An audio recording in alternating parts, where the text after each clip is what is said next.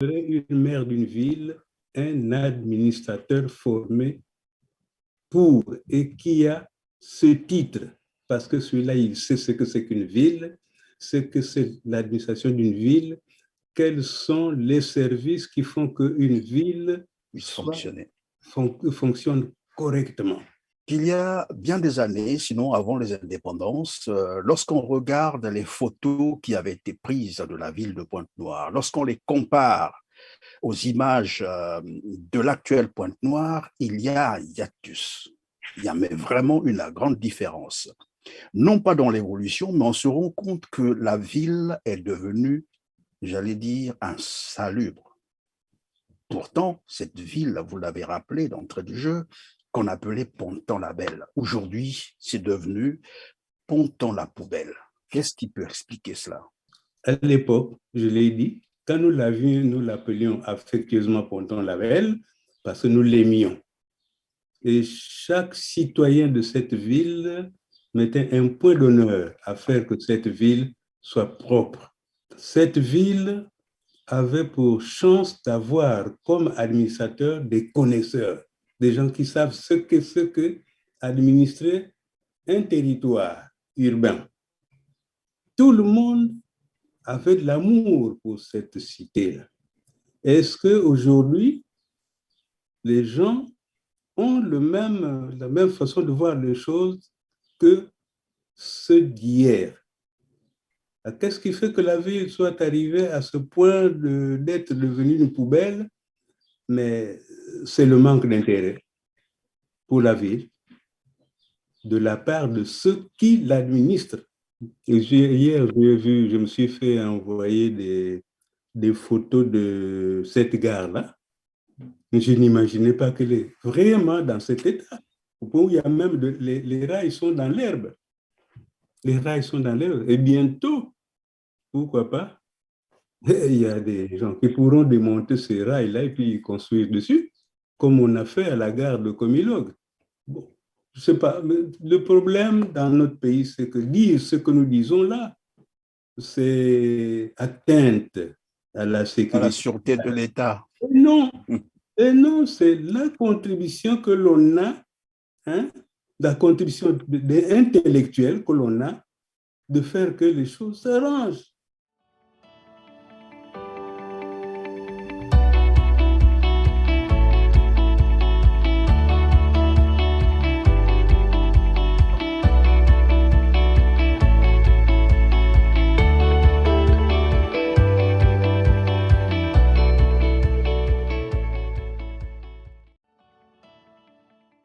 Bonjour ou bonsoir, mesdames, mesdemoiselles et messieurs, fidèles téléspectateurs, merci de vous compter encore parmi nous sur ce canal et bienvenue dans votre émission Droit de savoir.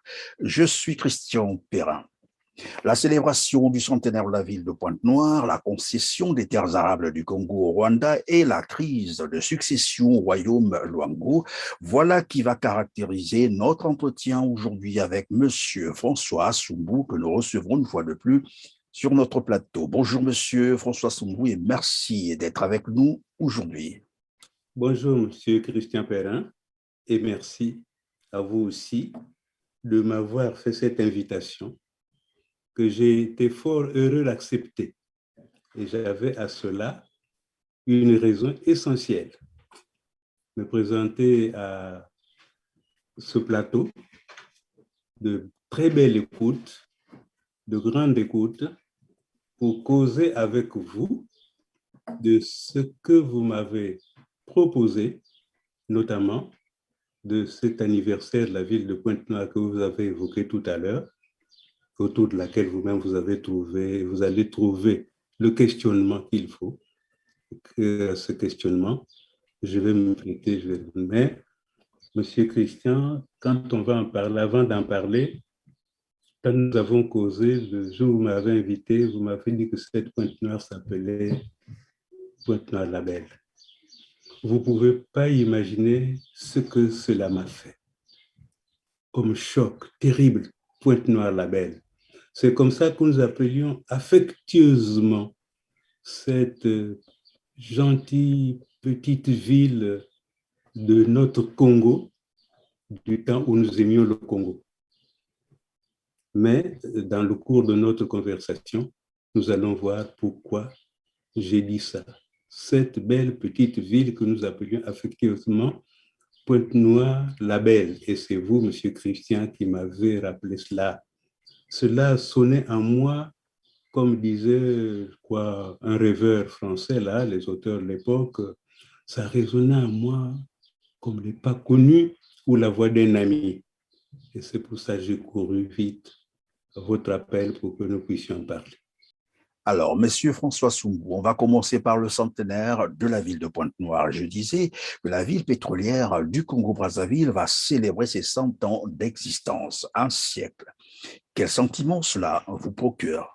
Pour moi, ça me donne un effet, celui de constater que on pourrait profiter de cette occasion, peut-être pour me ramener à Pointe-Noire, cette appellation que j'évoquais tout à l'heure, qui était Pointe-Noire-la-Belle, tout comme je me souviens de Brazzaville, que Brazzaville, nous l'appelions Brazzaville la Verte.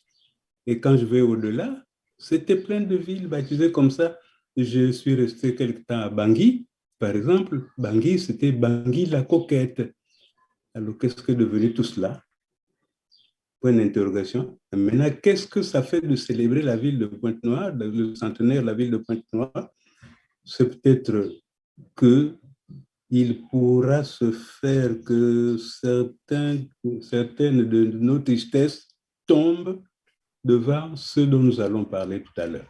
Évidemment, Monsieur Soumbou, 100 ans après, je disais d'ailleurs dans notre entretien qu'il y a bien des années, sinon avant les indépendances, lorsqu'on regarde les photos qui avaient été prises de la ville de Pointe-Noire, lorsqu'on les compare aux images de l'actuelle Pointe-Noire, il y a un hiatus.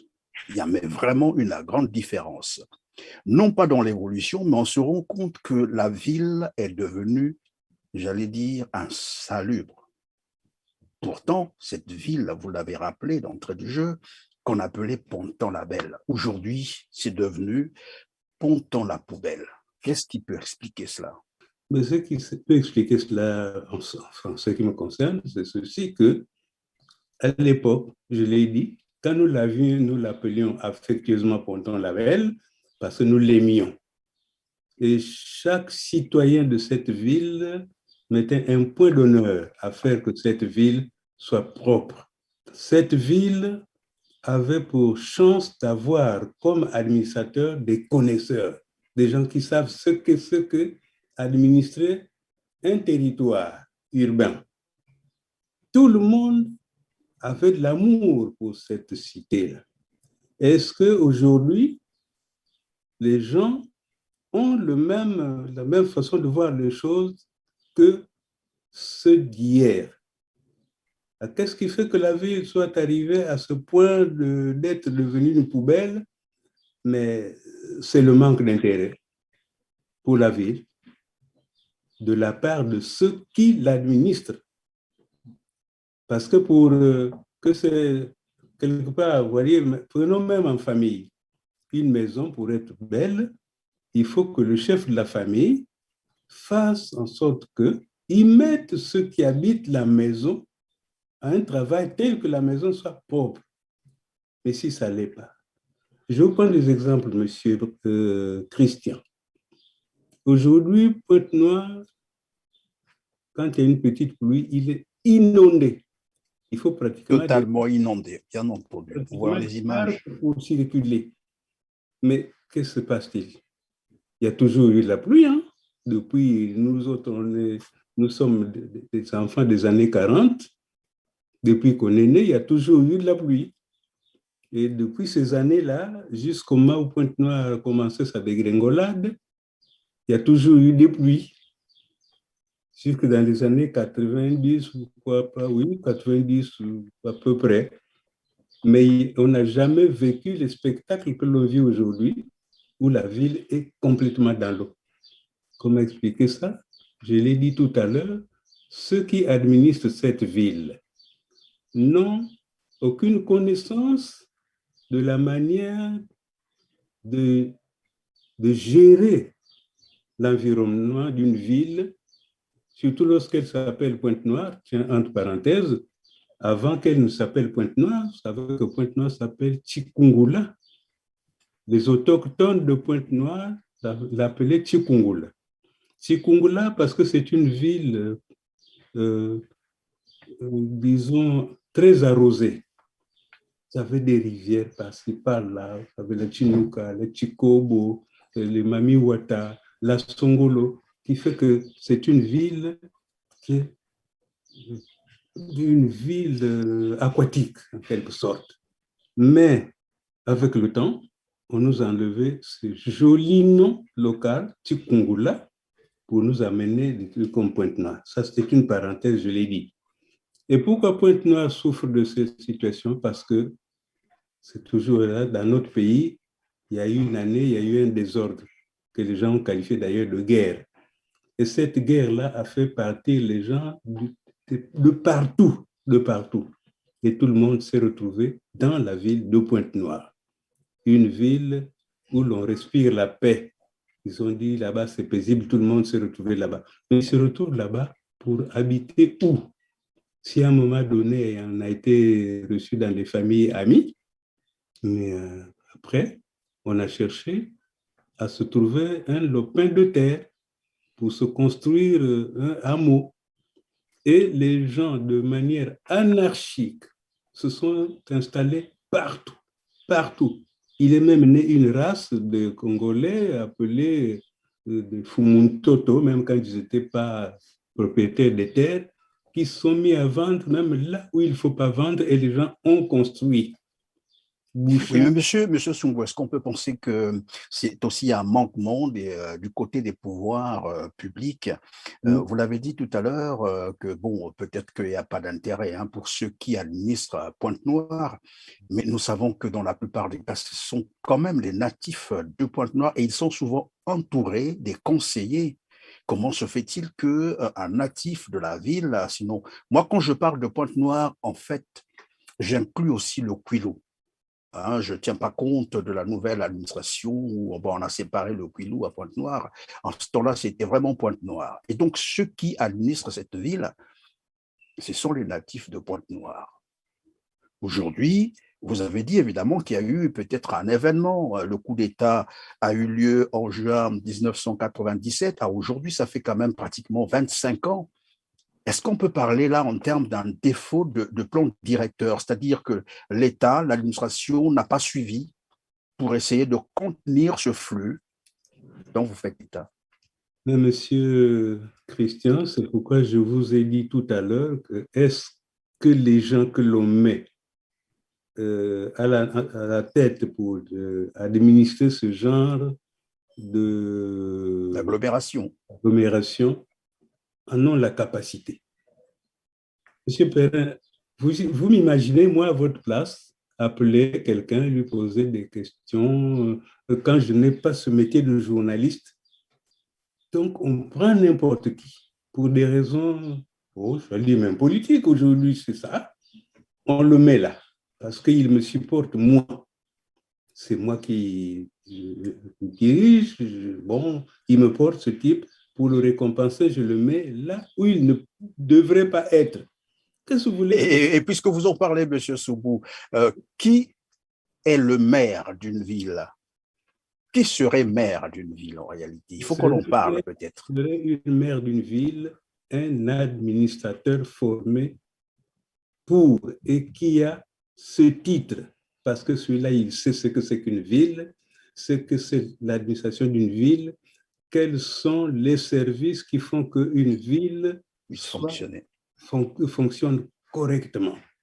Par le passé, monsieur Christian, quand vous aviez, je donne un exemple, un terrain, mais vous ne pouviez pas vous permettre, vous avez acquis le terrain le matin, et l'après-midi, déjà, vous êtes en train de faire de fouilles, de fondations et tout, pour construire. Donc, il n'y a plus de contrôle. Par le passé, dès que vous avez un terrain, vous allez au service appelé cadastre. Cadastre, oui. Qui vous donne les papiers, qui vous autorise de vous installer là. Avant de signer les papiers, il va constater que là, on peut s'installer. On peut s'installer. parce qu'il a appris ça. Oui, évidemment, parce qu'il y a il y a des zones dangereuses, hein. Des zones Oui, non constructibles. non constructibles, oui. Les gens qui ont construit à Pointe-Noire, que vous connaissez bien, la ville de Pointe-Noire, ils ont construit dans ce qu'on appelle là-bas les mabodos, c'est-à-dire les marécages. Les petits cours d'eau, les marécages. Une ville où il y a des cadres qui ont étudié, qui ont appris le métier de gestion, d'aménagement d'une ville. Est-ce qu'on peut permettre que les gens s'installent dans ces zones, quand bien même c'est des personnes qui ont perdu tout quelque part où il y a eu une affaire appelée guerre? Je ne pense pas. Et donc, si j'ai bien compris, certaines inondations peuvent se justifier par l'obstruction, bien entendu, de ces Absolument, cours d'eau. absolument, monsieur Christian. Allez à Pointe-Noire après une pluie, vous ne pouvez pas entrer au tribunal de Pointe-Noire. Vous ne pouvez pas entrer au consulat de France à Pointe-Noire. Les eaux viennent s'accumuler là. Que s'est-il passé? Il y avait à Pointe-Noire un grand collecteur lequel passait toutes les eaux usées et puis ça glissait vers la Dirigé vers la mer, oui. Aujourd'hui, on a construit sur le collecteur. Donc, on a obstrué le passage des eaux vers la mer. Et quand il pleut, toutes les eaux qui viennent de partout, qui devraient se déverser de la mer, viennent stagner là où il y a le tribunal d'instance de Pointe-Noire, de grande instance de Pointe-Noire et le consulat général de France. Vous avez vu une fois, certainement, les gens se moquaient de nous par cet acte que je vais vous décrire qu'ils ont posé. Ça ne peut relever que de la moquerie. Il y a des agents, je crois, du consulat de France, des expatriés, comme on les appelle, sur des petits canaux en train De de pagayer, naviguer, de naviguer, voilà. de la caisse centrale, de passer par là. Mais non, c'est pas possible. Mais tout Évidemment, simplement, lorsque vous faites état de cette situation, je me rappelle encore, j'étais encore à Pointe-Noire, à cette situation qui a mis un peu euh, enfin, en contradiction, c'était M. Viodo qui était encore là comme maire de la ville, avec les filles de Denis Sassou Nguesso, qui a construit juste un hôtel, évidemment, sur ces égouts-là. C'est l'hôtel Twiga. Je ne sais pas si cet hôtel est encore là. Et jusqu'à aujourd'hui, ça fait quand même beaucoup d'années. Le problème n'a jamais été réglé et on vit toujours les inondations. pire, de mal en pire. La Twiga, je ne sais pas si elle existe, je suis ici depuis 5 ans, mais avant de partir, là, la Twiga existait toujours. Et c'est cette Twiga, justement, qui s'est implantée carrément sur les égouts. La mairie, à ce moment-là, puisque vous parlez du maire Bouiti Viodo, nous en avions même discuté. Ah, ben, je ne vais pas vous dire ce qu'il m'a dit. Disons, c'est pratiquement comme laisse faire. Et puis on fait, qu'est-ce que vous voulez qu'on fasse? Oui, laisse faire entre-temps, on met la population en danger et ça, on peut laisser faire parce qu'il y a quelqu'un qui a même violé la loi, s'il faut le dire, les règles. Moi, je suis né dans un village appelé Pita, qui est maintenant dans Pointe-Noire, au bord d'un lac que nous appelions la Loya. La Loya n'existe plus. Les gens ont construit des maisons dessus, sur le lit de la rivière. C'est parti. Et moi, je leur dis souvent, c'est des maisons qui vont partir un jour. Il y a des moments où la nature reprend ses droits, oui. De la même manière, puisque vous connaissez bien Pointe-Noire, quand vous arrivez à l'église catholique qui est en ville, là, en contrebas, c'était des marécages qu'on appelle un boumvoum. Un boumvoum. C'est des salines jusqu'au bord de la mer là-bas. Quand vous allez vers la mer, le dos tourné vers votre hôtel, à droite, vous avez la radio Pointe-Noire et à gauche, ce sont ces salines-là. Les gens ont construit dessus. Allez voir quand il pleut. Et tout ça, oui, mais quand ils construisent comme ça, est-ce que c'est avec l'autorisation de la mairie ou bien chacun vient construire comme il le veut, comme il le souhaite? Monsieur Christian, je ne sais pas si les gens obtiennent des autorisations. Je vous ai dit tout à l'heure que là-bas, il suffit que quelqu'un signe un papier avec vous, qu'il vous vend le terrain parce qu'il est Fumun Toto. Le lendemain, vous amenez vos matériaux, vous mettez à construire. Le cadastre ne regarde même plus tout ça. Mais dans une mairie bien administrée, tout ça passe avant tout par le cadastre. Allez dans la cité, il y a plein de gens qui vendent leur maison. À l'époque, surtout en Vongou, nous, c'était des petits terrains de 250 mètres carrés, avec des petites maisons dessus. Ils sont mis à vendre, notamment à nos amis de l'Afrique de l'Ouest qui achètent plein de terrains là-bas. Et ils vous montrent des maisons, parfois jusqu'à 4-5 étages. Mais est-ce que dans une mairie où les choses se font sérieusement, on peut permettre que cela existe? Ce n'est pas possible. Avant de construire une maison, on va voir les cadastres, les services du cadastre qui viennent apprécier votre plan et tout ce qui s'ensuit. Ils font les corrections. Il n'y a que lorsque les cadastres ont donné l'autorisation de construire ou le permis de construire que l'on peut construire. Là maintenant, non. Vous prenez votre terrain le matin, l'après-midi, si vous avez les moyens, vous pouvez monter votre maison et habiter. Il y a la rigueur 24 heures ou 48 heures, la maison est terminée, on y habite. On travaille de jour comme de nuit. Alors, Monsieur François Soumbou, nous parlons donc ici de 100 ans de la ville de Pointe-Noire. Alors, un siècle après, Pointe-Noire, ville pétrolière, avec bien entendu un port en eau profonde, une ville qui pourtant pourvoit plus de 90% de l'économie congolaise. Il n'y a toujours pas d'université, il n'y a pas de structure sanitaire adéquate, le réseau routier totalement délabré. Comment expliquer ce paradoxe? Est-ce que c'est un problème de moyens financiers qui se pose? Mais je ne pense pas qu'il s'agisse de moyens financiers, c'est de problèmes de manque de vision d'abord. Il n'y a aucune vision. Qu'est-ce que l'on veut faire de villes? Nous avons une ville, qu'est-ce qu'il faut faire? Qu'est-ce qu'il faut en faire? Comment il faut faire ce qu'il y a à faire? Ce n'est pas un problème de manque de moyens, c'est un problème de volonté politique, j'imagine. Moi, disons, dans ma compréhension, c'est un problème de volonté politique, c'est tout. Si nous voulons régler ces questions-là, nous avons toujours pensé, c'est dommage, malheureusement, on n'est pas écouté. Quand on a dit une chose, on passe pour être quelqu'un qui a attaqué, qui a critiqué, qui est ennemi. Non, ce n'est pas de ça qu'il s'agit.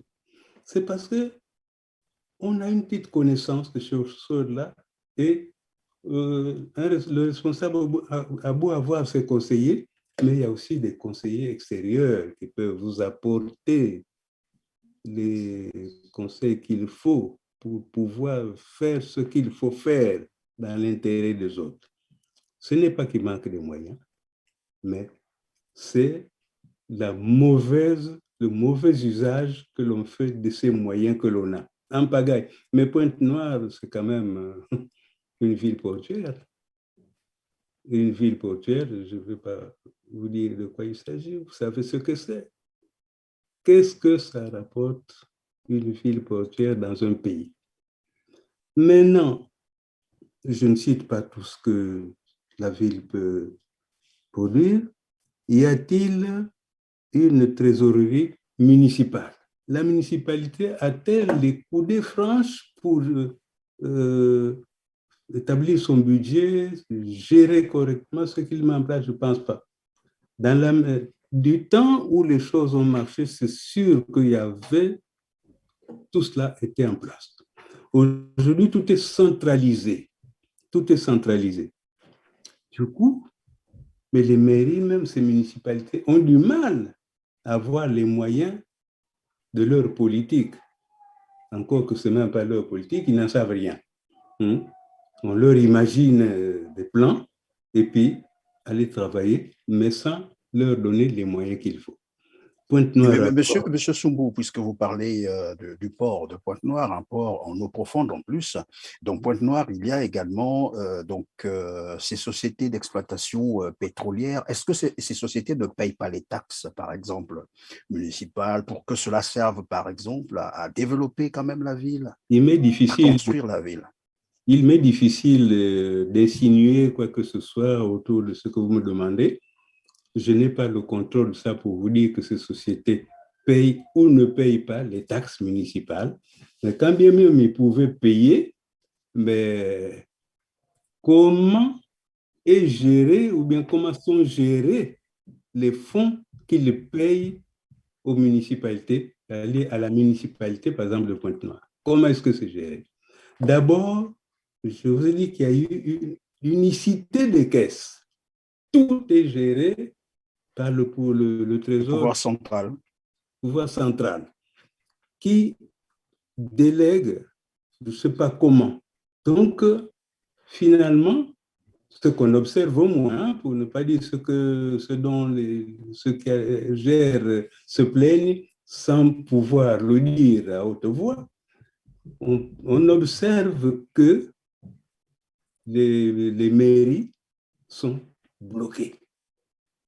À l'époque où il y avait une espèce de, même pas de décentralisation, les mairies avaient la liberté de gérer le, les ressources financières. Ils avaient leur trésorerie et tout et tout.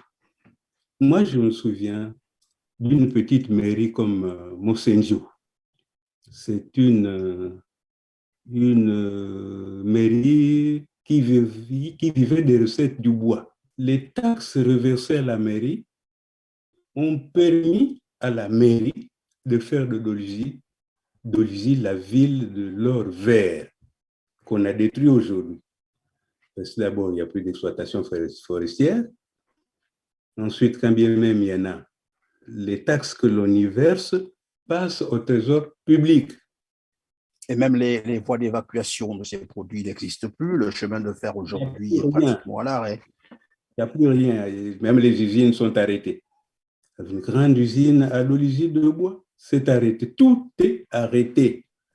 Et c'est d'autant mieux aussi que ça diminue les ressources que les gens mettent de côté pour faire autre chose que ce qu'il faut faire avec. Mosendio a été construit sur les taxes des exploitants forestiers que les exploitants forestiers payent. Une ville coquette, avec une route centrale bien goudronnée, faite par la municipalité de Mosendio. Aujourd'hui, Mosendio n'en peut plus. Et ces fameuses routes que l'on fait, il paraît qu'il faut avoir des routes goudronnées pour considérer qu'on est dans une ville. Mais c'est tellement mal fait que lorsque la pluie passe et que l'eau trouve un petit, c'est pas moi, un petit terrain pour entrer à l'intérieur, ça affaisse la route et il n'y a pas moyen même de réparer ça. Donc, je disais qu'il m'était difficile de répondre à la question que vous m'avez posée sur quand le manque de moyens, quoi. Moi, j'imagine qu'il y a des ressources. Mais c'est sûr qu'il y a mauvaise gestion ou mauvaise répartition de ces ressources-là. Peut-être aussi mauvaise intention, parce que Pointe-Noire produit quand même 350 000 barils de pétrole par jour. C'est énorme avec le coût du baril actuellement. C'est beaucoup d'argent et nous avons dit à côté, il y a le port. Mais pourquoi cette volonté je ne sais même pas comment qualifier ça, mais c'est difficile à comprendre, comme vous l'avez dit.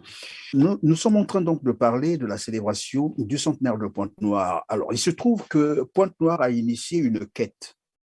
Et nous avons vu ça, hein, les banderoles qui ont été affichées, où on demande aux populations de Pointe-Noire de cotiser à hauteur de 250 francs CFA. Quelque part, on le dira, ben, écoutez, c'est minime, c'est vraiment, c'est insignifiant, mais il faut rappeler que le Congo, c'est un pays où 70% de la population vit en dessous du seuil de pauvreté. Quand je dis ça, tout le monde peut s'imaginer. Et c'est donc à moins d'1 $ par jour. Vous imaginez, on peut tourner autour de 600 francs CFA ou de 500. Et on demande donc aux populations de participer à hauteur de 250 francs CFA, probablement pour financer les festivités. Est-ce que cela est plausible? D'abord, moi, je ne suis pas, c'est vous qui me l'apprenez, je ne suis pas au courant de l'existence En de... tout cas, les banderoles existent. On les retrouve encore dans Pointe-Noire un peu partout. On demande aux gens de cotiser à Alors, 250 francs CFA. 250 francs CFA. Mais quoi qu'il en soit, je voudrais dire ceci, que si réellement cela existe et que les gens de cette ville se laissent faire, à ce moment-là, c'est nous qui autorisons tout ce qui se fait comme désordre. En tout état de cause, à propos de cette célébration, autant que je me souvienne, je crois le chef de l'État, dans sa bienveillance, a disposé que pour la célébration de la ville de Pointe-Noire, il sera mis des moyens. Je ne sais pas, je n'insinue rien. C'est autour de 100 milliards de francs CFA qui avaient été décidés. Voilà. Alors, s'il l'a dit comme ça, mais c'est formidable, avec 100 milliards de francs. Pourquoi les habitants de Pointe-Noire accepteraient-ils cela? Quoi qu'il en soit, il y a un conseil départemental. Les conseillers départementaux du département de Pointe-Noire ne sont-ils pas au courant de l'existence de ce texte? Vous me dites qu'il y a des affiches, comme tout le monde sait, que le conseil s'asseye et s'interroge sur le pourquoi de ce genre de choses. Mais qu'est-ce que c'est que cette affaire, monsieur? C'est pourquoi je crois que quelque part, je ne vous ai pas de vision. Il y a pas de, les gens n'ont pas de vision. Qu'est-ce qu'on veut exactement? Avec ces 250 000, si jamais c'était avéré et que les gens le donnent, qu'ils aillent mettre dans l'achat d'épargne parce qu'il faut habiller les femmes, qu'ils veulent exhiber leur fessiers au cours des défilés et tout, qu'on aille réparer la gare. Vous avez vu le bâtiment de la gare de Pointe-Noire, on m'en a envoyé des photos, mais ça donne à pleurer. Ça donne à pleurer. C'est inimaginable. C'est un monument. Mais... Il est abandonné aujourd'hui et il y a un cheminot qui m'appelait il y a 2 jours de cela qui me dit qu'ils sont pratiquement à 40 mois sans salaire, ils sont abandonnés à eux-mêmes. Donc voilà, l'État... Le salaire va venir d'où quand il n'y a pas de train? Hier, je me suis fait envoyer des photos de cette gare-là. Je n'imaginais pas qu'elle est vraiment dans cet état. Il y a même les rails sont dans l'herbe. Les rails sont dans l'herbe. Et bientôt, pourquoi pas, il y a des gens qui pourront démonter ces rails-là et puis construire dessus, comme on a fait à la gare de Comilog. Je ne sais pas si vous savez, la gare de Comilog n'existe plus. On a démonté les rails et on a construit des maisons. La gare de Thiétié n'existe plus. Les rails sont partis, c'est des maisons qui trônent dessus.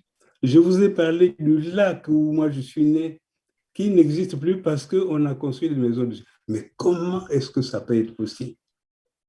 Il y a un conseil municipal de la ville de Pointe-Noire, monsieur Christian, que c'est... Bon, je ne sais pas, mais le problème dans notre pays, c'est que dire ce que nous disons là, c'est atteinte à la sécurité. À la sûreté de l'État. Non, et non, c'est la contribution que l'on a, hein, la contribution intellectuelle que l'on a de faire que les choses s'arrangent. Et qui va y gagner? C'est ceux qui sont responsables. Pourtant, oui. Ces structures-là, ce n'est pas celui qui vient apporter sa contribution que l'on appelle automatiquement critique. Surtout, peut-être que les gens ne savent même pas aussi qu'est-ce que c'est la critique. Oui, oui. Il y a des mots que les gens doivent se remettre en tête et de savoir, en connaître le contenu, savoir qu'est-ce qu'on appelle une critique. Critiquer, ça ne veut pas dire venir détruire. Non, c'est apporter sa contribution à la compréhension d'une chose que l'autre n'a certainement pas bien compris. On ne dit pas qu'on n'a pas compris, mais on apporte ça. D'où l'existence des conseillers un peu partout. Quand on est conseiller, on est censé être un connaisseur de la matière. Moi, je suis un cadre du bois. Quand il y avait des problèmes sur le bois, les ministres, disons, il y a un moment où nous avons aimé notre pays, hein, On appelle le cadre celui qui connaît, il vient. Je vous donne un exemple. À un moment donné, moi, j'étais grand patron d'une affaire appelée Office national des forêts et je gérais des chantiers partout.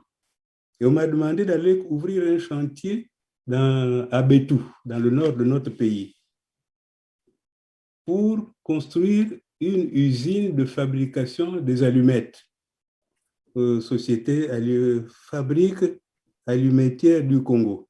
C'était sous financement coréen. Mais le ministre m'a appelé. J'ai dit au ministre que ce n'est pas faisable. Vous montez une usine de fabrication des allumettes à Bétou. Bétou, est dans une zone de très forte humidité. Vous fabriquez vos allumettes, très bien. Vous les stockez 2 heures plus tard, le frottoir, là. Il est tellement humide que vous ne pouvez pas allumer votre allumette. Ce ministre-là devait avoir encore un amour pour le pays. Il a écouté l'avis du cadre. On avait de la considération pour le cadre. Aujourd'hui, le cadre ne vaut plus rien. Il n'a même rien à dire. Il doit se soumettre à ce que pense celui qui ne sait rien. Le cadre est même considéré comme un risque, comme un danger pour le système. Un danger, il ne peut pas donner... Mais le cadre formé, il a une vision. Il le sait. C'est pour ça qu'il apporte sa contribution pour le pays. Mais dommage, si on voit tout ça, c'est comme ça. Voilà, mon cher... Oui, monsieur François Soumbou, oui, vous avez dit qu'il y a un manque de vision. Oui, c'est vrai, ce n'est vraiment pas un problème de moyens financiers parce que le Congo, si c'est que l'argent, évidemment, le Congo a beaucoup d'argent, beaucoup trop d'argent d'ailleurs. Mais alors, Pointe-Noire, c'est aussi le Kwilu, où se situent bien sûr plusieurs sites de production pétrolière. Mais curieusement, dans certains villages, évidemment, les populations dénoncent le non-respect des normes environnementales, bien sûr, par ces sociétés qui viennent s'installer, qui finalement polluent l'eau. Et il y a eu même à un moment donné cette situation où les maniocs ne produisaient plus, étaient affectés. Et je pense que c'était à Inda, je ne sais pas si dans les autres villages aussi c'est le cas, mais ce sont des problèmes récurrents.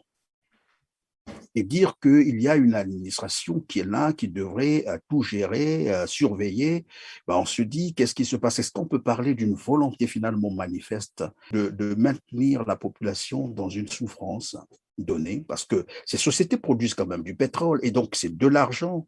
Comment se fait-il que dans le même temps, on peut détruire, disons, tout ce qui est vital pour ces villages, et rien n'est fait?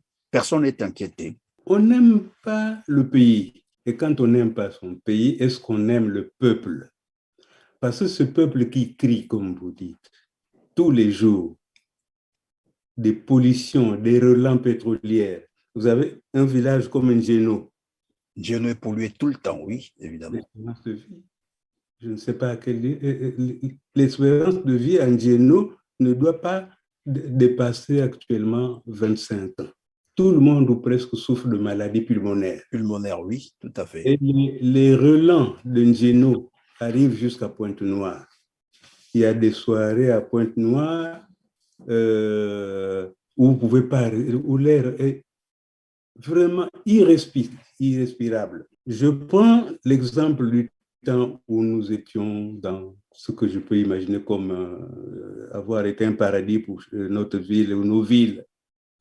Quand il y avait beaucoup de moustiques le soir, vous envoyez un camion qui pompait de la fumée et nous, on courait après. Et pendant quelque temps, on était tranquille. Les moustiques avaient donc laissé un peu de répit. Que cela arrive aujourd'hui, d'ailleurs, c'est toujours là. Avez-vous vu un camion sortir de tel service pour aller arroser la ville, mettre un terme à tout ça? Non, il n'y en a plus. Alors, ce n'est pas une volonté de nuire. Les gens n'imaginent pas, surtout que l'on se cache derrière les moyens. Derrière les moyens, encore que les moyens, il y en a. nous l'avons dit depuis tout à l'heure, le pétrole, il y en a partout. Qu'on mette les moyens à la disposition des services d'hygiène qui n'existent même plus. Je n'ai pas vu de services d'hygiène, il n'y en a plus. Je sais que où nous partions, les services d'hygiène, et tout, ça, il y a même des services qui ont totalement disparu. Du coup, on ne peut même plus s'occuper de la population telle qu'on devrait le faire. Les sociétés pétrolières ont quand même des obligations. Ils doivent avoir des services appropriés, par exemple, pour la sauvegarde de l'environnement. C'est sûr qu'il y a des documents sur lesquels tout ça s'est consigné. À un moment donné, le pays était tellement géré par des connaisseurs qu'on en est arrivé à exiger ces choses-là de la part des sociétés pétrolières. Où sont passés tous ces textes? S'ils existent, d'où vient-il qu'on ne les applique pas? C'est là tout le problème. Oui, ça doit naturellement exister parce que ce sont quand même des sociétés cotées en bourse. Mais quand même.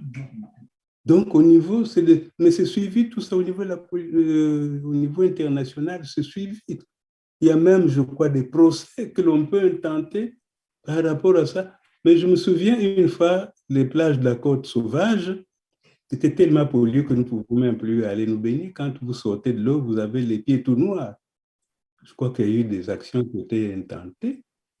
Le ministre qui était là de l'époque, je ne me souviens plus, je crois qu'il y a eu des problèmes entre Elf Congo, Angieno et le gouvernement congolais. Et ça n'a pas duré plus d'une semaine qu'on a vu des produits qu'on pompait peut-être sur la mer, sur les plages et tout, puis tranquille. Les gens avaient voulu le faire. Mais de tout ça, je crois qu'il faut attribuer des responsabilités à des structures qui sont en place, qui ne font certainement pas leur travail. Il m'excuse, je ne sais pas moi, ce n'est pas un complot contre quoi que ce soit, mais à Pointe-Noire, il y a un conseil de département. Il y a un conseil de département, il y a des conseillers, des gens nommés, pour ne pas dire élus, parce que l'élection, le mot élire là, ça fait mal, donc alors les gens préfèrent parler de nommés, pour siéger à un conseil qui s'appelle conseil municipal, qui doit regarder toutes ces questions et qui doit prendre des dispositions et qui doit trouver l'autorité supérieure pour s'en plaindre, pour porter la voix du peuple telle que je la porte là. Et demander que l'on règle les problèmes de santé publique. Monsieur Christian, derrière l'hôpital, non, à l'hôpital assisté de Pointe-Noire, derrière où je crois que c'est la maternité, je crois. Mais comment? C'est devenu une montagne de déchets. Mais derrière une maternité. Derrière une maternité. Là où cette structure qui doit être tenue avec une certaine politique, une philosophie telle que on sauve et celle qui donne la naissance et ceux à qui on a donné la naissance. Rien à faire. Mais cette montagne de déchets, on la voyait depuis la route là, où il y avait au FNACOM, il y avait même une affaire de syndicalistes là, on apercevait la montagne. Est-ce qu'un conseiller municipal peut me dire qu'il n'a jamais vu ça? Imaginons que, je ne sais pas combien ils sont, qu'ils soient 80 conseillers, mais si 79 n'ont pas vu, il y en a au moins un qui a vu. Qui peut naturellement. Qui peut porter l'information auprès du conseil et il s'asseye pour qu'on examine ça. C'est pourquoi je dis non, c'est un manque de volonté. Hein? Il y a la vision d'abord. On n'a pas la vision, de toutes les façons. Pourquoi voulez-vous qu'on ait une vision? Parce que nous courons dans ce choses-là parce qu'on a besoin aussi d'un peu d'argent. Hier, il y en a qui couraient pour se faire embaucher à la fonction publique. Aujourd'hui, la fonction publique, c'est maintenant la politique. Et quand on y est, alors on est tranquille. Il ne faut pas parler.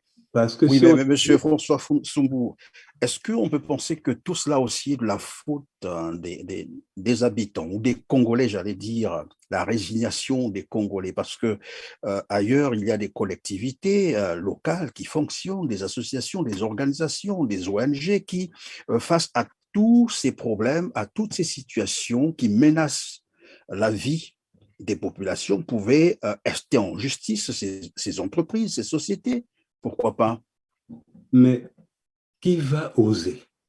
Le problème, c'est ça. Comme vous avez dit, il y a de la résignation. On a peur, comment parler. Figurez-vous que nous serions là-bas, vous et moi. Ce soir, on va être interpellés pour ce que nous avons dit et si bien dit, qui ne fait aucun mal à personne. Pourtant.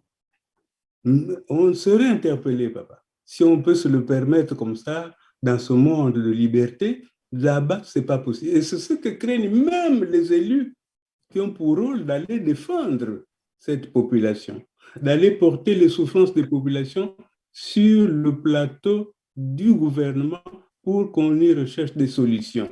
Et ça leur fait un point d'honneur pour un député que d'aller arracher que l'on règle des situations de ce genre dans son département. Oh, rien à faire.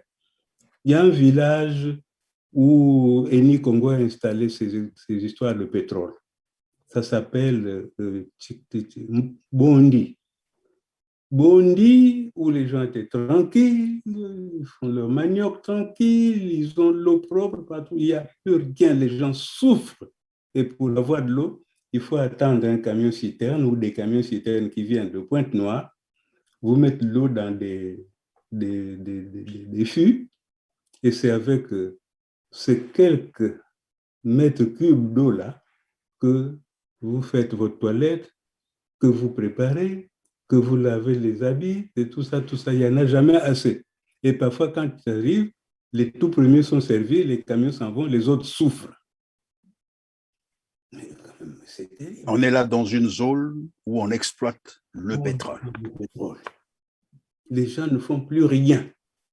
De toutes les façons, même le manioc que vous plantez, quand vous allez tirer la tubercule, c'est de la craie. Il n'y a plus le manioc.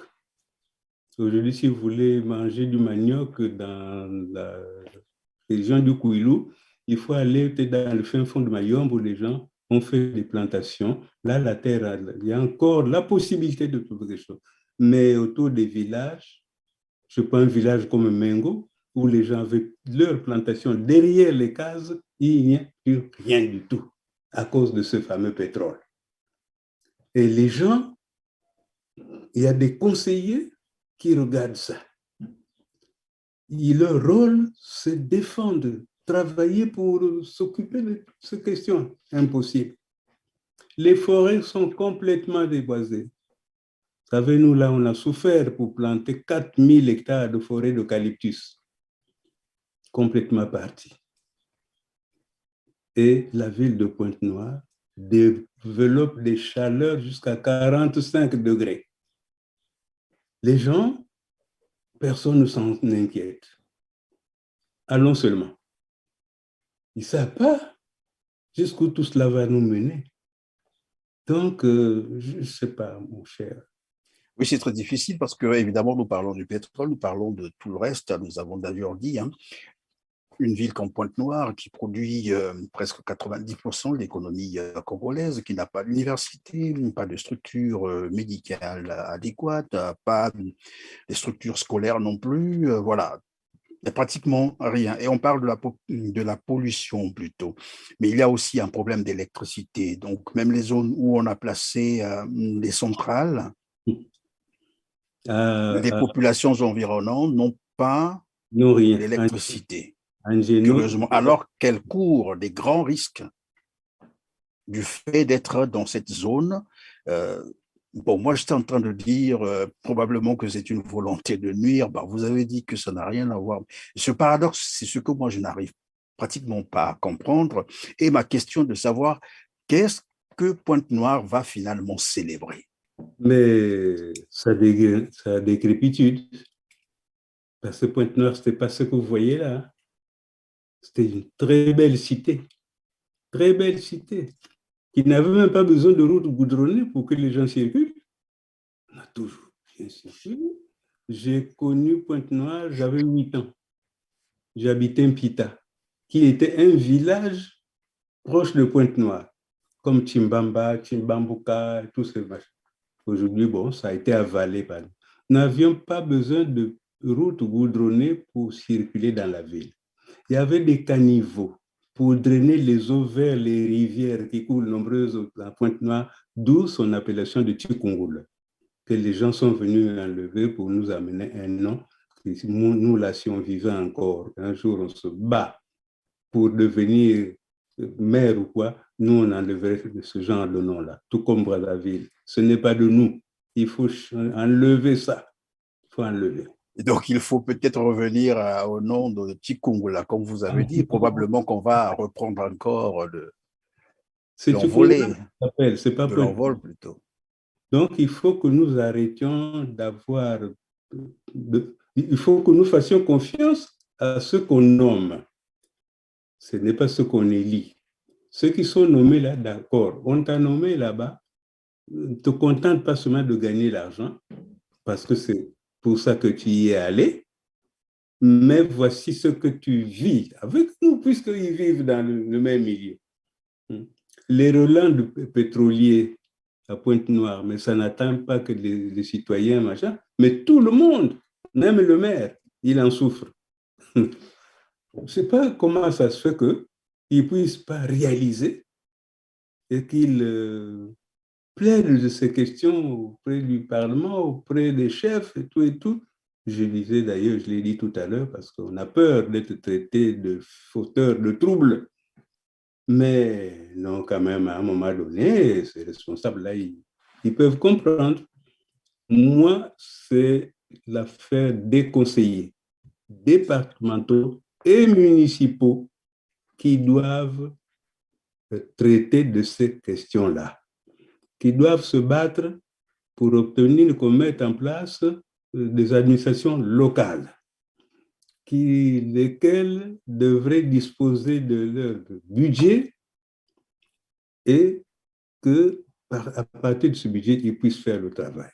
Et que les citoyens prennent aussi le courage de poser les problèmes. Parce que la peur, je l'ai dit tout à l'heure, c'est que poser un problème, on risque ceci, on risque cela. Non. Mais nous sommes des conseillers élus pour ça.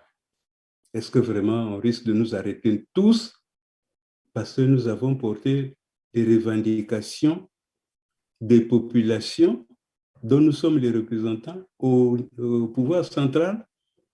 Voilà, monsieur. Moi, je crois que oui, on s'interroge. D'où vient-il que, d'où vient-il que? Mais nous n'avons pas des gens pour parler en notre nom. Ceux qui sont là, c'est pour eux-mêmes. Mais le jour où nous aurons ces personnes qui vont parler en notre nom, je crois que les choses peuvent changer. À ce moment-là, je ne rentre pas dans des histoires politiques, laissons les gens choisir leurs représentants. Qu'on n'impose pas des représentants. Parce que ceux qu'on impose, ils ont une dette vis-à-vis de ceux qui les a recommandés là. Voilà. Alors qu'on laisse le peuple se dire, celui-là, c'est un bon braillard, il peut faire quelque chose. Même quand bien même on ne l'obtient pas, mais au moins il aura parlé. Moi, j'ai eu la chance ou l'occasion d'être parlementaire à un moment donné. Mais ma première législature que j'ai eu à voir là, où j'ai eu à évoluer, nous avions des amis qui sont arrivés, nous tous, on est arrivés au Parlement, jusqu'à ce qu'on en ait sorti 5 ans après. Il y en a qui n'ont jamais pris la parole. Alors, comment voulez-vous que les choses marchent. Ils n'ont jamais pris passer toute une mandature de 5 ans sans prendre de parole. la... Entre-temps, vous avez les indemnités que vous percevez tout le temps. Et voilà. Et combien et comment, hein? Donc, on ne dit rien, on est là. Tu vois ceux qui sont proches de quelque part, qui braillent, qui râlent. Mais profitons de cela pour que nous aussi, nous puissions râler. Si on arrête, on dirait, ben, tel aussi a parlé de la même manière que moi. Je crois que c'est comme ça que je vois souvent les choses. Oui, Voilà. évidemment, monsieur François Soumbou, il y a aussi un adage qui dit que les peuples n'ont que les responsables à qu'ils méritent. On va passer à notre deuxième volet. Notre entretien aujourd'hui, il porte sur, évidemment, les terres arabes là, qui ont été concédées au Rwanda. 12 000 hectares de terres arables du Congo ont été concédés au Rwanda. Et ces accords interviennent quelques années, je crois, plus tard, que le ministre des Affaires foncières, M. Pierre Mabiala, était à Pointe-Noire en face des propriétaires terriens de Pointe-Noire, où il avait notifié que finalement, il n'y avait pas une seule famille qui avait pu justifier qu'elle était finalement propriétaire des terres, faute d'avoir présenté la documentation nécessaire. Et moi, je me posais la question de savoir, est-ce que ce n'était pas là une opération pour préparer les consciences, hein, et que plus tard, qu'on arrive à ce que nous sommes en train aujourd'hui tous de décrier d'ailleurs, cette concession de 12 000 hectares de terre. Est-ce que Pointe-Noire ne risque pas, évidemment, d'être affecté par cette situation, c'est-à-dire de perdre ces terres? Bien, merci, monsieur Christian. D'abord, à propos de cette vente ou cession de terrain au Rwanda, moi, je ne peux rien en dire. Je n'ai vu aucun texte à ce sujet. J'ai par contre entendu monsieur le Premier ministre. Mais je peux vous affirmer que le texte existe, l'accord cadre existe. Moi, je l'ai lu. Qu'on le sorte. Maintenant, s'il y a un accord cadre, je crois que je ne ferai que dire ce que j'ai déjà dit. La faute, pour moi, revient à la population elle-même. Vous savez, dans le cas de Pointe-Noire, par exemple, je vous ai dit tout à l'heure, lorsqu'il y a eu la guerre de la ville, il y a des gens qui ont sorti de l'ombre, ils sont des propriétaires et qui sont mis à vendre. Ils sont vendus par-ci, ils sont vendus par-là, tout ça. Donc, il y a eu même le phénomène où on vendait les mêmes parcelles à 2, 3, 4 personnes. Voilà. Moi-même, on m'a vendu mon terrain que j'avais acheté depuis temps non prescrit. Du jour au lendemain, il y a un propriétaire qui est venu dire un autre acquéreur. Bon, il a vendu à quelqu'un d'autre, on a laissé, on ne va pas aller s'entretuer pour ça. Je reconnais, contrairement à ce que pense l'État, que la terre appartient à des familles. Et non à l'État. Dans nos traditions, la terre appartient à des familles et non à l'État. J'ai, à Louvakou, là-bas, j'ai des terres que j'avais achetées à des familles. Ce n'est pas à l'État. Parce que si depuis le temps qu'on vend les terres, elles appartenaient à l'État, l'État serait intervenu pour dire que c'est sa propriété qu'on ne peut pas vendre. Or, il se trouve que quand nous parlons des terres bradées par-ci, par-là, ce sont des gens qui se disent propriétaires qui les ont vendues. Ce n'est pas l'État. Alors, ce sont ces mêmes propriétaires, ou soi-disant, qui devraient constater qu'il y a des étrangers qui viennent nous prendre nos terres. Comme nous avons toujours dit, demain, nous allons vivre la situation des Palestiniens. On va être étrangers sur nos terres si cela était avéré. Donc, il est temps que les propriétaires soient rassemblés, pourquoi pas dans tous les villages ou dans tous les départements, comme ils appellent maintenant, il y a des conseils de sages. On s'asseye et qu'à ce niveau-là, on regarde, qu'on fasse asseoir notre frère, le ministre, qui a dû oublier, c'est un magistrat, il ne peut rien oublier. Il a certainement oublié que la terre chez lui, là, ça appartient à la famille. Là où il a construit lui-même, c'est pour la famille, ce n'est pas pour l'État. Moi, j'ai des terres dans le Niari à Louvakou, je n'ai pas été voir l'État pour dire, moi, je veux acheter tel pain de terre à Louvakou. Je suis allé voir les parents là-bas. Ils se sont dit que c'est eux les propriétaires des terres. Et de tout temps, dans notre pays, les terres ont appartenu à, aux populations, aux autochtones, aux familles. Ce sont des patrimoines familiaux. Si aujourd'hui on veut changer les choses et qu'on laisse faire, je le dis et je le répète, c'est de notre fait. Comme nous avons la peur qu'on nous prime dessus, dès que tu dis quelque chose, ça ne passe pas, on laisse, voilà, notre misère vient de là. On est résigné. Mais est-ce que là, l'État ne profite pas aussi de la misère un peu de la population pour vouloir arracher ces terres? Parce que quand on demande à ces familles de constituer des dossiers et lorsqu'on lit un peu le coût que cela fait pour constituer ces dossiers, c'est beaucoup d'argent, c'est des millions que les familles ne peuvent malheureusement pas avoir. Les familles, comme je l'ai dit tout à l'heure, ils ont d'abord, dans un territoire, nous devrions avoir, mais c'est fait, il y a un conseil des sages dans tous les départements du Congo. Les conseils de sages, à mon entendement, devraient se retrouver pour regarder ces questions-là. Et puis s'organiser pour rencontrer le ministre, lui dire d'arrêter ça. C'est pas bien. Il connaît le ministre, il connaît. Il connaît. Mais je ne sais pas pourquoi il se fait que quelqu'un oublie vraiment les règles élémentaires de l'existence des familles. Pourquoi il fait ça? Il y a des gens qui doivent le rencontrer pour discuter avec lui de ces questions. Ça relève des familles. Au Kouilou, nous avons une affaire appelée ATK, Association des terriens du Kouilou. Est-ce que l'association des terriens du Kouilou s'efforce de rassembler les familles, comme il avait fait, parce qu'il avait commencé comme ça, pour que l'on sache, d'ailleurs, si, il a fait. Et même l'État lui-même. Moi, j'étais à un moment donné sous-préfet, là.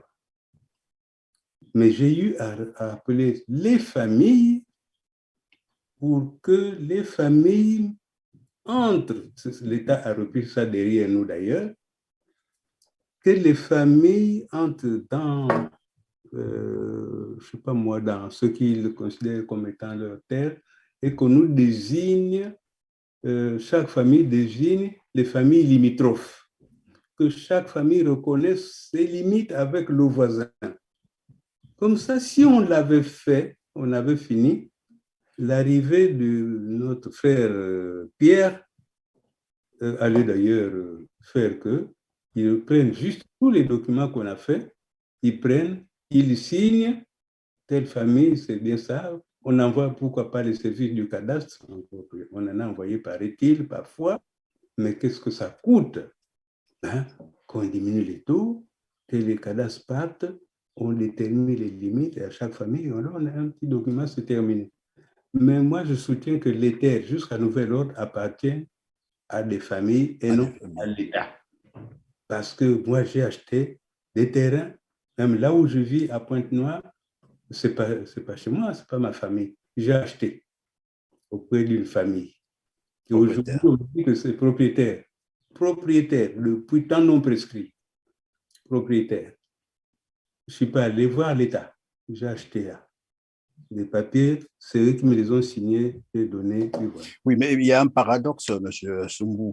Dans le même temps où on veut démontrer que finalement ces familles ne sont pas propriétaires, et on voit quand même quelques caciques du pouvoir, j'allais dire, venir acheter mais des hectares de terre, et on a vu des plaques d'ailleurs, ici, le colonel X, ici, général tel, là, ministre tel, ils viennent comme eux achètent chez qui, par exemple?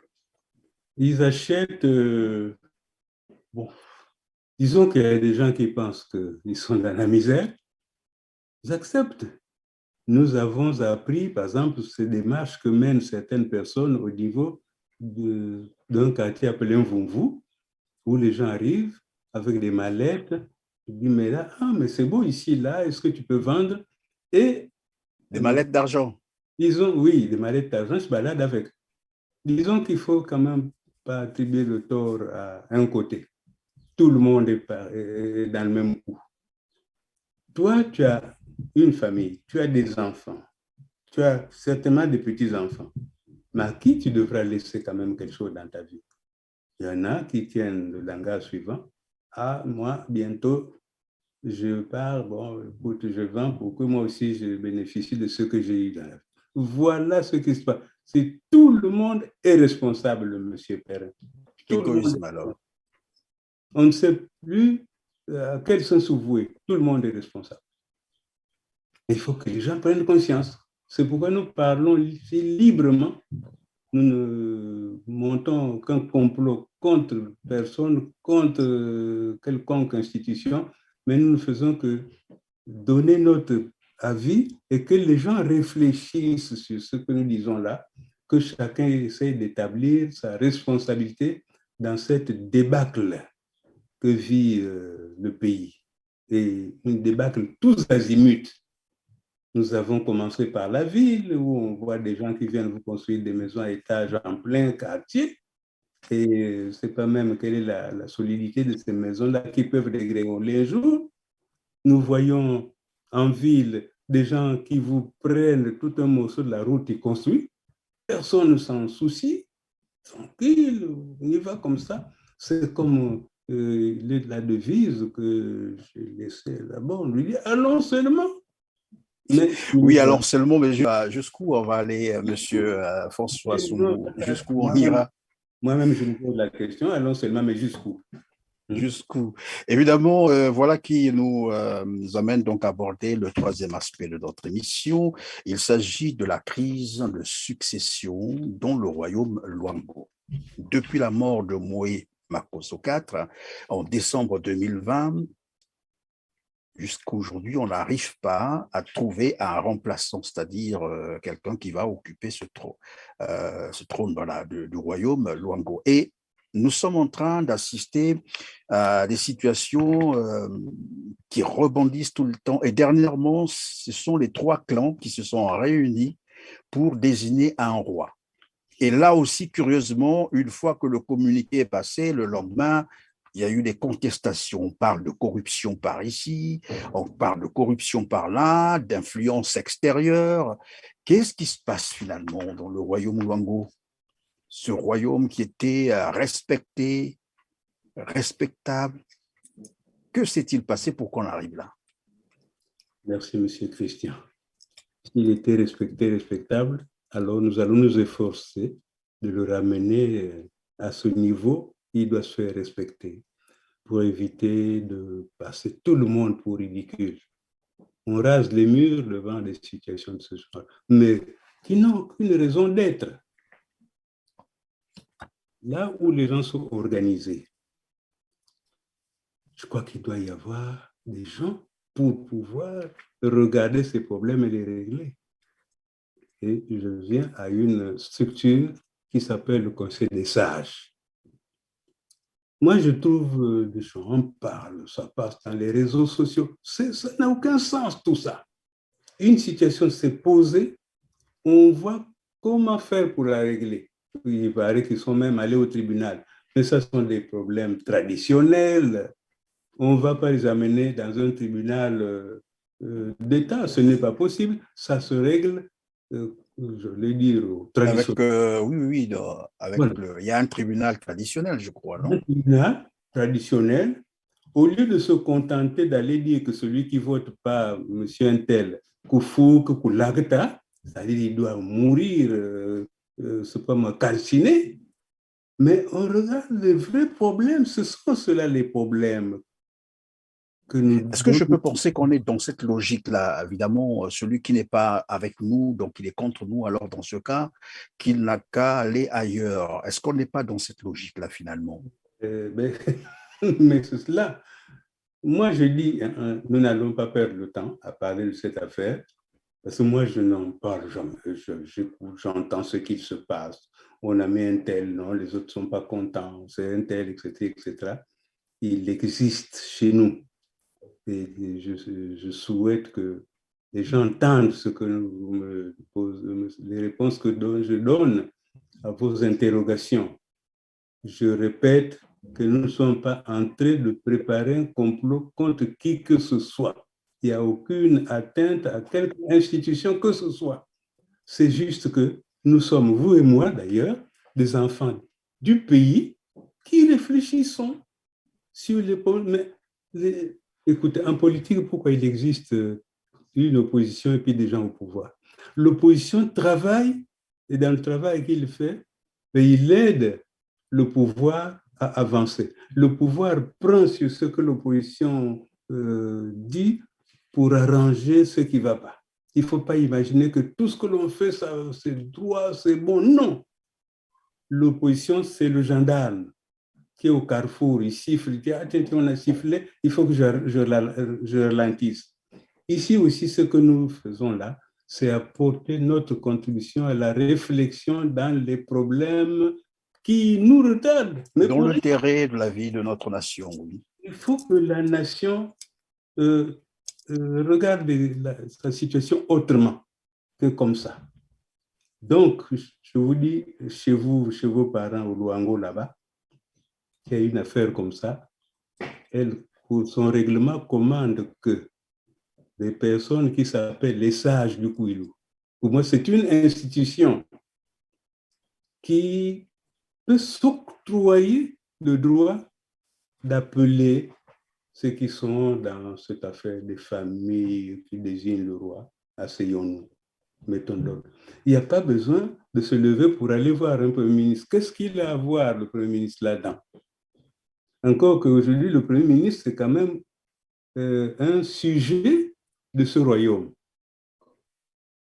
Bon, maintenant, les gens vont le voir.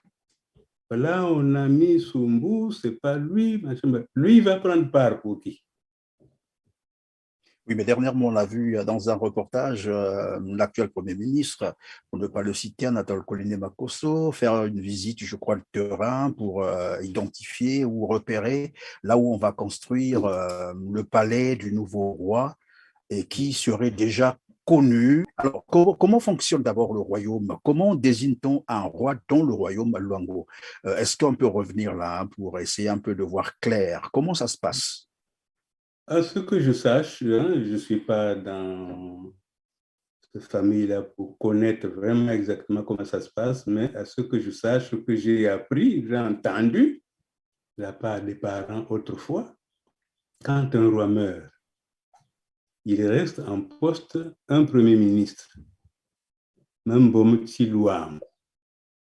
C'est celui-là qui gère l'interrègne et qui, pendant l'interrègne, travaille avec les clans en charge de désigner, de choisir quelqu'un, travaille avec eux, il lui désigne quelqu'un, que des gens font des enquêtes autour de cette personne, il y a aussi, tout ça, il y a des questions de moralité, tout un tas de choses. Une fois terminé, on a retenu quelqu'un, mais tout ça sous l'arbitrage du Premier ministre. Cette personne qui est retenue est présentée donc je crois, aux deux familles, parce que jusque-là, on parlait de deux familles. Une avait été disqualifiée depuis des siècles. C'était la première dynastie. Maintenant, il ne reste que deux pour pouvoir faire Mais ça. pourtant, Alors, dernièrement, là, on a vu trois familles finalement qui se sont réunies. Oui, c'est-à-dire qu'il y a eu la famille qui avait été disqualifiée, qui s'est dit, mais écoutez, cette affaire, un peu, moi je raisonne comme ça, d'accord, il y a eu, on a été décrié du fait de la mauvaise gestion de notre règne, là, très bien. Est-ce qu'on ne peut pas s'asseoir, par exemple, pour reconsidérer ça? Les lois, par exemple, dans l'État, il y a des moments où on arrive, bon, une loi semble devenue caduque, on peut la travailler, arranger, puis faire Oui, autre chose. l'actualiser en fonction des réalités actuelles, oui. Donc, il y a une famille qui a été disqualifiée depuis, je dis tant non prescrit, j'aime bien ce terme-là, parce qu'on ne peut pas dire quand c'était fait, mais est-ce qu'elle a posé des problèmes avant ou quoi, je n'en sais rien. Elle tient à se considérer comme faisant partie des familles régnantes. Et il exige son retour pour que les princes de cette famille aussi puissent présenter leur candidature. Là, les autres qui règnent actuellement semblent n'être pas d'accord. Alors, ceux-là qui sont exclus, qui veulent revenir, ils font pression et exigent que, je crois, ce qui s'est passé là soit repris, qu'il y ait des candidats de toutes les trois familles régnantes et qu'ils repartent certainement au choix. Autrement, Et le Premier ministre dont vous faites état, il existe non, mais le Premier ministre, du malheureusement, royaume? il est décédé, c'était Koumba Justin. Hein. Le roi meurt, le Premier ministre Koumba meurt, donc il n'y a pas. Alors on a mis en place un comité qui s'appelle les dignitaires de Boali. Seulement, je ne peux pas vous dire comment ils ont été choisis. Est-ce qu'ils sont membres de ces clans ou non? Ça, point d'interrogation. Et c'est ce groupe-là, dignitaire de Boali, qui a eu en charge de recevoir les 8 candidatures de 8 princes, 8 d'une famille, 3 de l'autre, et ils ont eu à les recevoir chacun à son tour pour les écouter sur ce qu'ils ont en tête d'avoir comme programme si jamais ils étaient devenus rois. Ce travail a pris le temps qu'il a fallu. Et puis, on a désigné un, on a retenu, d'abord, j'étais 3 qui étaient retenus. Bon, parmi les 3, on aurait surpris un au cimetière où on enterre les rois, avec les membres de l'église Ngunza. On a insinué qu'il était allé pour faire des choses, des pratiques qui ne devraient pas se faire dans ce milieu-là. Pour Et on l'a influencer la disqualifié. nomination ou la désignation, c'est ça? C'est ça. On l'a disqualifié. Et 2 sont restés en lice. Un bon matin, un groupe, paraît-il, hein, je dis que ce que j'ai appris, je ne suis pas là pour voir ces choses, quand bien même j'étais là-bas, ne faisant pas partie de ce milieu, je n'ai pas à y mettre mon nez. J'attends, moi, en tant que sujet du royaume, de savoir qu'on a un roi, c'est un tel. C'est tout ce que nous avons à faire, nous. Mais le travail se fait quelque part. Alors, des gens se sont détachés du groupe des dignitaires de Boali pour aller désigner quelqu'un, c'est toi qui as été retenu. À la grande stupeur de tout le monde. Mais comme? Mais nous devrions être ensemble pour aller proclamer ce monsieur-là. Maintenant, vous êtes partis à 2 ou 3. Qu'est-ce que ça veut dire? Alors, du coup, on parle de corruption. Ils sont allés se voir un tel. On introduit même des noms là-dedans qui ont donné de l'argent et tout, et tout. C'est pour ça, papa, nous, ce que l'on peut faire quand c'est comme ça, c'est juste essayer d'apporter notre contribution en donnant, en recadrant des choses, en donnant comme des propositions, des pistes à Et ceux dans qui... ce sens-là, qu'est-ce que vous proposez? Mais la proposition que les gens s'asseyent autour d'une institution qui existe, le Conseil des sages de Kouilou. Quel est le travail? Seulement dire que si vous ne votez pas, qu'il faut que vous l'actez. Non, il y a tous les problèmes qui naissent dans la société dont il faut connaître et qu'il faut tenter de régler. Ce n'est pas seulement quand il y a les machins politiques, on court derrière l'homme politique pour aller, comme chez nous, c'est devenu l'habitude, aller courir, on fait telle cérémonie, on jette la cola, on verse le vin, on court, on saute. Non, c'est pour ça que je parle de manque de vision. Personne n'a quelque vision que ce soit. Nous, on Alors, donc, si j'ai bien compris, Monsieur François Soumbou, jusqu'à la date d'aujourd'hui, nous sommes le 22 mai 2022, il n'y a pas encore un nouveau roi dans le royaume Luango, c'est cela? À ma connaissance, non pas. Il paraît qu'il y en a un, mais moi, à mon niveau, en tant que sujet du royaume Luango, j'attends que Vous on attendez qu'on vous communique le nom du nouveau roi, c'est cela? officialise. On me dit le nouveau roi s'appelle Christian Perrin. C'est officiel. Partout, on apporte, tout le monde est d'accord. Alors moi, je peux parler. Mais pour le moment, je ne peux que essayer de donner des approches pour régler le Quelques pistes de problème. solution. Voilà. Et Merci. moi, Alors donc, la oui, piste, c'est les sages du Kouilou.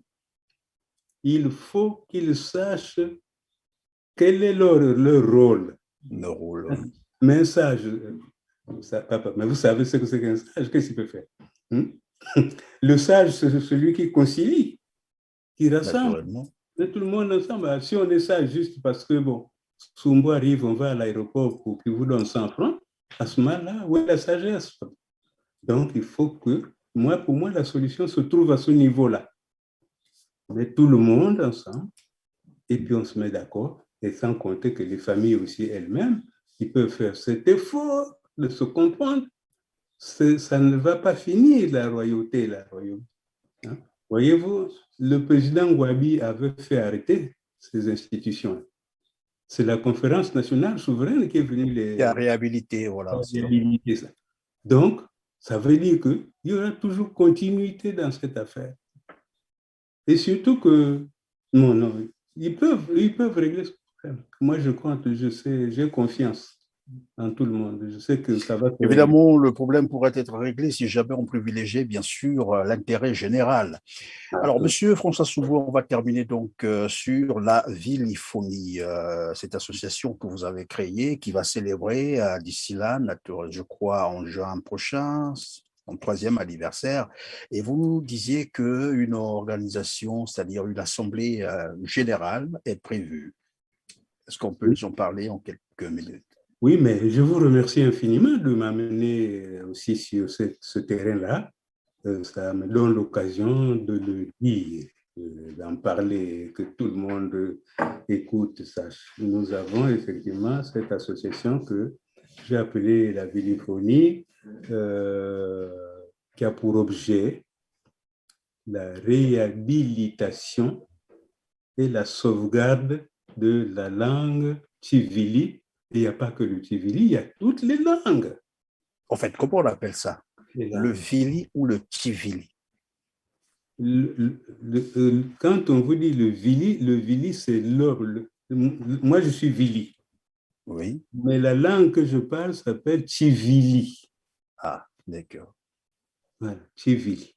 Donc, et ce Tivili-là, on me pose souvent des questions. Pourquoi pas mis Tivili alors qu'il y a dans le Kouilou, les Yombe, le Slave. Mais tout ce monde-là, ils ont en commun la langue Tivili. Hein? Moi, j'ai eu des amis à l'école dont je suis, dans les années où il y a eu la politique, ils ne sont pas Vili, mais ils ont toujours parlé Tivili. Laissons les amis. Dans le royaume Luango,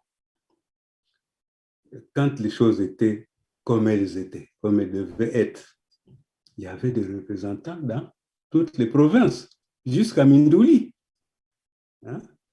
Donc, les gens qui venaient pour le règlement des problèmes à Bouali, donc un pays où l'on parle que de Vili, ils ne se sont jamais exprimés qu'en Tivili. Ça veut dire donc que cette langue, le Tivili, elle est intercompréhensible par tous les peuples qui constituent le royaume. Alors moi, pour former cette structure de sauvegarde de la langue, J'ai cherché qu'est-ce qu'il faut mettre. Alors, j'ai choisi l'appellation la plus fluide, la plus simple, viliphonie. Tranquille. Et il y a tout dedans. Les gens pensent que quand je dis viliphonie, ça ne concerne que le peuple vili. À mon entendement, ça concerne tous ceux qui ont cette langue-là comme un support, parce que nous tous, nous nous comprenons. Quelqu'un parle Kiyombe, moi je comprends, et lui me comprend. Encore que quand il est carrément dans Pointe-Noire, ce qu'il parle, c'est purement du Tivili. Voilà pourquoi je l'ai appelé comme ça. Et là, on a pour objet de... Est-ce que votre organisation, votre association, est-elle représentée aussi au Congo, à Pointe-Noire, c'est ça? Si nous avons, mais disons, ce n'est même pas une association, c'est notre identité. Toute personne, Qui se disons, reconnaît, voilà, qui se reconnaît. qui se reconnaît de cette langue ou bien locuteur de cette langue, bon, et dans l'association. Il n'y a pas besoin de carte d'adhésion. Du moment que vous êtes locuteur d'une des langues de ce que j'ai cité là, pour moi, vous êtes dans la viliphonie. Je vous prends l'exemple de la francophonie, monsieur. Tout La à fait, oui. francophonie embrasse même tous les nègres là, qui parlent le français. Ils ne sont pourtant pas français, non? Oui, c'est Mais vrai. c'est la langue, tout le monde là. Vous prenez les Corses qui se battent bec et ongle jour et nuit pour avoir leur langue à eux. Ben, ils la parlent, ils parlent leur langue, mais ils sont dans la francophonie. Vous prenez Mais les entre autres activités de la viliphonie, c'est quoi? L'édition des manuels en Tivili ou des cérémonies, des manifestations culturelles en Tivili? il nous faut des outils de travail. Quand vous parlez de manuel, ben, il faut toutes nos langues là sont des langues orales, elles ne sont pas écrites.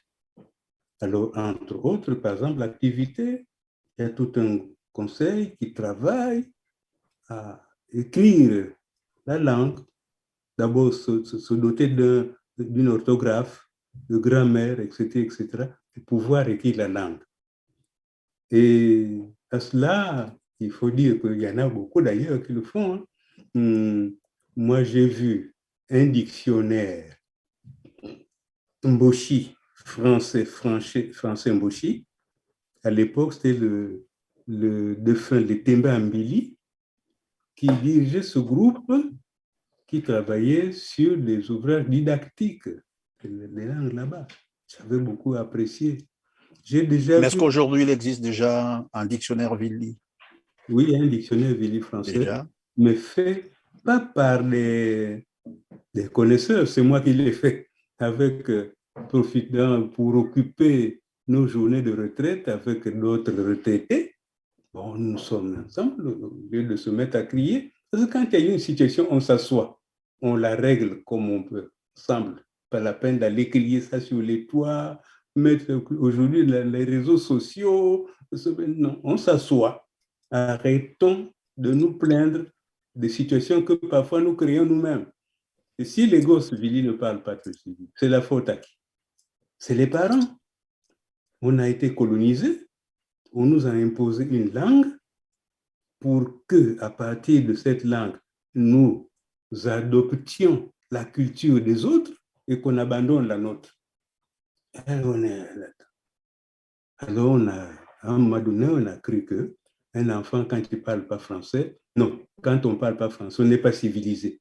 Alors que nous avons notre civilisation, mais on est venu nous l'arracher et nous avons accepté. Il faut rétablir ces choses-là. Il faut rétablir parce qu'on ne peut pas continuer à vivre comme ça. C'est pourquoi nous, dans cette affaire de viliphonie, par exemple, nous sommes mis à traduire, on a commencé par le domaine religieux, là, il y a plein de monde, on a traduit le Nouveau Testament, la Bible, qui peuvent se lire maintenant en Tivili, mais avant d'en arriver là, il a fallu s'offrir une orthographe du Tivili. C'est une langue avec des tons gutturaux, alors il fallait travailler, mais faire le travail par ceux qui sont de ce domaine. Moi, Sumbu, je suis un tricheur, parce que faire un dictionnaire sans être lexicologue, sans être linguiste, non, c'est pas bien, mais je l'ai fait parce qu'il y avait urgence. Dès lors que le Vili tend à abandonner l'usage de sa langue pour ne parler que le Munukutuba, le Kituba, qui est une langue nationale du Congo, pour ne parler que la Lingala, parce qu'en Vumvu, que vous connaissez, ben, les gens ne parlent plus que Lingala. Ce n'est pas Lingala, ce sont des gens qui sont de l'expression Tivili. Donc voilà pourquoi nous avons mis ça en place. Il y a 3 ans que nous avons accepté de nous organiser de cette façon.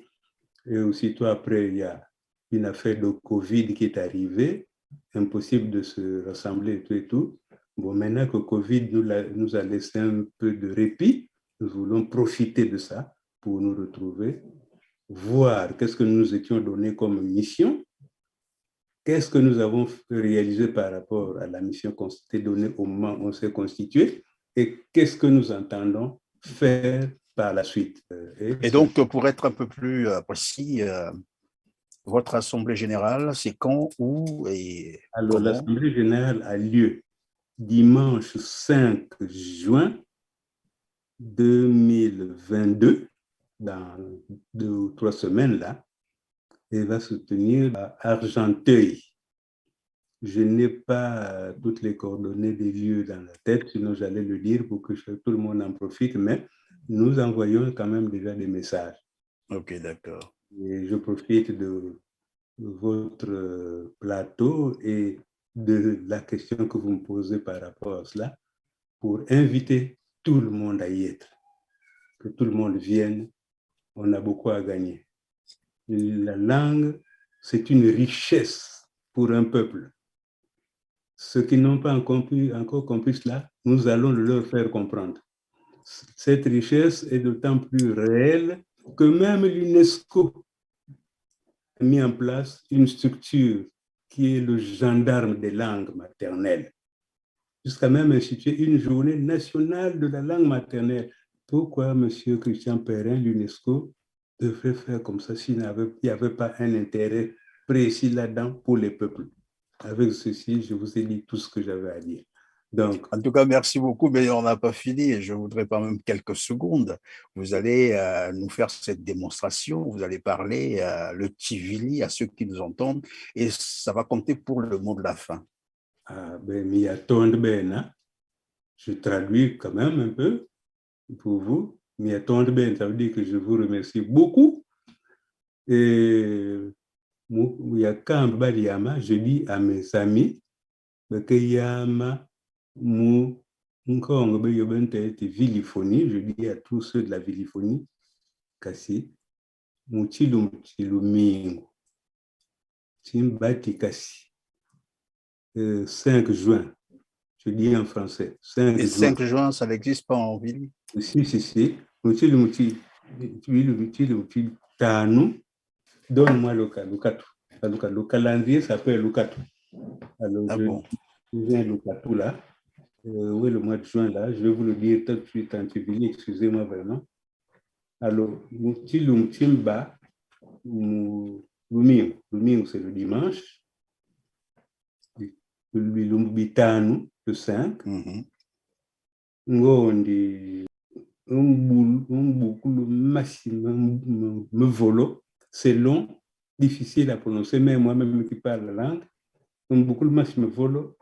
Mubilumbia biotumba fchimwe katumba nganu sangu nena otbemoka tumona mantukan fent hatukulu mani twa saila e mani twa kan saila bilu kuskuntu ala kamba anve e tela mbialu sini mbila yive ko ben lu babilu mi tetfana benbe lui butumwan bo tufweni be kalan tumwa katumon mwana unko kimutiboy. Alors, si je vous traduis tout ça, on va vous perdre encore du temps. Non, je crois que le message est bien passé et c'est juste pour vous dire, mais vraiment merci d'avoir été avec nous et d'avoir consacré tout ce temps-là pour nous. Nous reviendrons vers vous pour d'autres sujets. Nous avons été en tout cas heureux de vous avoir reçu encore sur notre plateau, Monsieur François Assoumo. À vous aussi, mesdames, mesdemoiselles et messieurs qui nous avez suivis, likez, partagez. Et si vous êtes là pour la première fois sur notre canal, la Teler TV, alors abonnez-vous pour ne rien manquer de nos programmes. Quant à moi, il me reste qu'à vous dire à très bientôt et portez-vous bien. Merci.